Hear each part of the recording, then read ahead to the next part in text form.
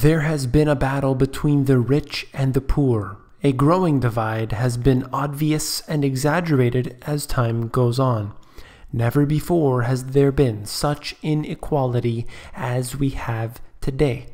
Politicians claim to protect the citizens, but seems more likely they are trying to protect their corporate interests. You came here for the truth, so let me unveil that for you. I want to get into this topic today and expand on it, and wanted to really break this down. When you have too much debt, is the answer piling more on? So we'll get into it right away. As we see this funny picture here, and then I said the wealth would trickle down, and they all have a good laugh. And here you have some of the elitists here who are either powerful or rich or both, and they are all gathered together laughing it up. Now, of course, this is just a little silly thing, but it goes to show you what's going on behind the scenes. They are all laughing it up at our expense. You have some changes that are occurring within the global financial system, ones that will look back in the pages of history and realize that this was, in fact, a significant moment. Plans for China's new development bank, one of Beijing's biggest global policy successes, were almost shelved 2 years ago due to these doubts among the senior Chinese policymakers. Of course, they are talking about the AIIB, something I've been covering here extensively on the channel. And you have to understand that this is growing very quickly. From worries it wouldn't raise enough funds to concerns other nations wouldn't back it, Beijing was plagued by self-doubt when it first considered the Asian Infrastructure Investment Bank in early 2013, two sources said.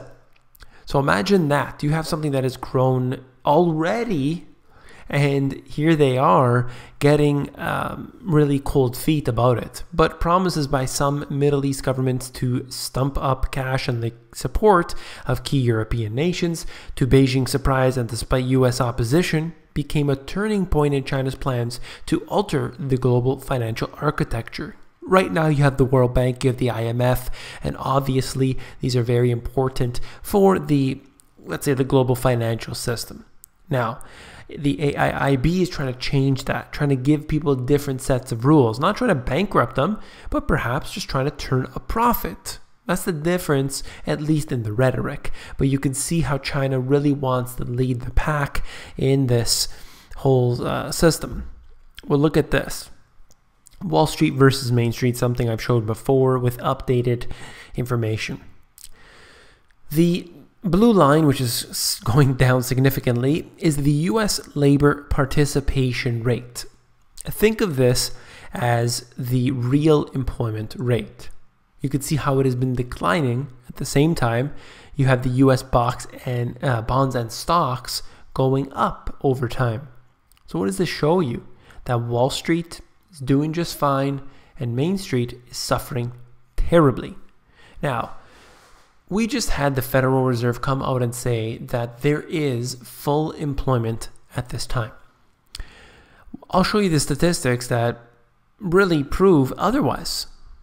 We'll begin with this here out of the AP. The wallets of America's middle class and poorest aren't seeing any extra money. The US Census reported on Wednesday.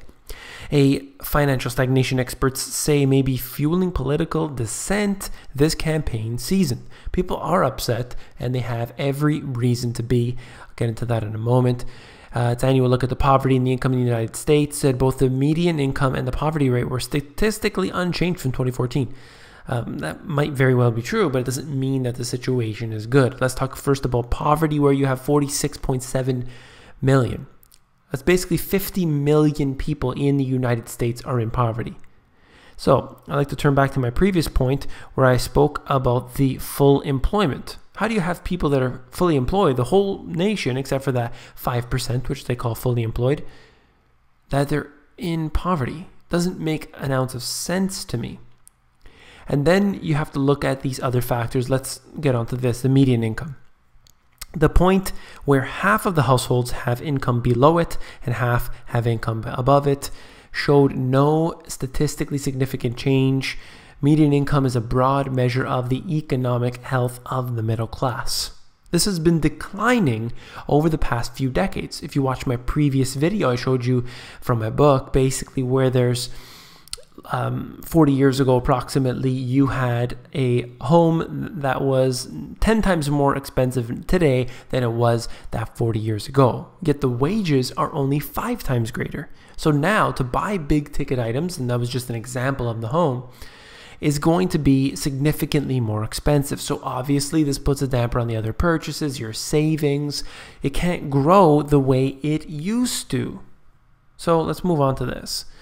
This is just a diagram. I've shown it before, basically just trying to show that the $100 bill has a different value to it depending on the time. In 1900, and these are of course just round numbers, but 1900 you would get a car for that. 1950 a motorcycle, 2000 nothing but a bus pass. So when you think about it, what's happening is that the value of the money is declining. But what if you are the recipient of printing press money? Well, then you don't really care how much a certain thing costs. You get the money prior to the inflation taking hold. You get the benefit. That's the way this works. Homes listed for $100 million or more are piling up fast, but sales have ground to a halt. And what they're trying to suggest here is that, yes, there are many homes that are for sale which are above $100 million. And believe it or not, this is actually becoming a whole thing where we have mega $1 million mansions. But in this article here, they're suggesting that this is stalling at this time. They're not necessarily purchasing as many. Now, I would have to say that this is two-sided. You could think that even those who can afford this $100 million home are suffering, but at the same time, there's so much more going on here. So you really have to take it with a grain of salt. Remember that the richest of the rich are the so-called rich people. Even the millionaires are not part of that rich at all, because they're basically going down to the middle class and the lower class as time goes on. There's a huge divide that's going to be there, where you only have the most elite individuals and the minions of the system at the top, and there will be everybody else. And this is what I wanted to finish off with. Starting in 2016, travelers from 5 US states will not be able to use their driver's license as ID to board domestic flights. What we have here is a restriction of individual travel. Imagine this: you want to get from one state to another, you are now going to have to use your passport. No longer is a government issued identification enough. They want this. What they're saying here is that there's an estimated of 38% of Americans that don't have passports. So what does that tell you about what they're trying to do? They're trying to restrict travel.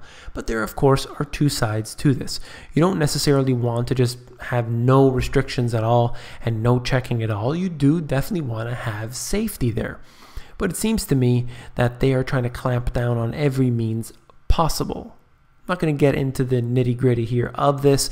I just wanted to mention that and think about all the restrictions that we are facing with capital controls, with our basically driving around. There are several checkpoints that have been monitored, particularly within the United States itself, far in from the border on the south, and they have these checkpoints there, checking people. Do you have your papers? Who are you? Where are you going? Where are you from? And all this business. It's not for our safety, that's for sure. If you found this video informative, please give me a thumbs up. And last but not least, if you found the video informative, I know you'll find my book, The Money GPS, even more informative. You can actually flip through the book. If you go over to Amazon, they have a look inside feature, which allows you to look through the pages of the book and see if you like it. Take care.